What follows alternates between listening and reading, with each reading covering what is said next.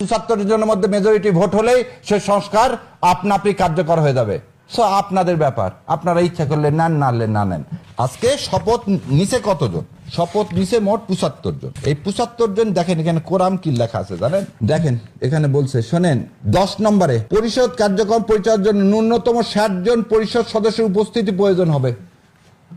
এই 68 জন এই সংবিধান সংস্কার পরিষদ যে যারা শপথ নিলেন তারা কালকে অধিবেশন ডাকবেন এবং তারা সংবিধান সংস্কার করবেন।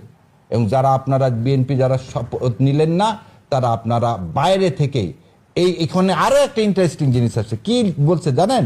সংবিধান সংশোধনের কোনো প্রস্তাব অনুমোদনের জন্য পরিষদের মোট সদস্যের সংখ্যাগরিষ্ঠ ভোটের সিদ্ধান্তই গৃহীত হইবে। 2/3 বলা নাই, বলা আছে সংখ্যাগরিষ্ঠ ভোট। তা আমার ৭৫ জন, 60 জনে কোরাম ৭৫ জন ডাকবেন এবং যে কোনো সংস্কার তারা মেজরিটি ভোটে ৭৫ জনের মধ্যে মেজরিটি ভোট হলেই সে সংস্কার আপনা আপনি কার্যকর হয়ে যাবে। সো আপনাদের ব্যাপার, আপনারা ইচ্ছা করলে নেন, না নেন। আপনাদের এই শপথ না নেওয়াতে এই জুলাই সনদ আটকাতে পারবেন না। আপনার আর জুলাই সনদকে যদি চ্যালেঞ্জ করেন, ভোট না, জুলাই সনদকে চ্যালেঞ্জ করেন, তাহলে আপনার পার্লামেন্ট ইলেকশন ইলিগাল হয়ে যাবে, তাহলে ইউনিট সরকার ইলিগাল হয়ে যাবে। আপনারা কোন দিকে হাঁটবেন? অতএব এই যে চক্রান্ত করে যেসব চক্রান্তকারী রিট ফাইল করতেছেন, এইসব করে জাতিকে, এই জাতির আকাশে আজকে কালো মেঘের যে ঘন ঘটা বলতেছে, এটা করেন না, জাতিটাকে সামনে নিয়ে যায়।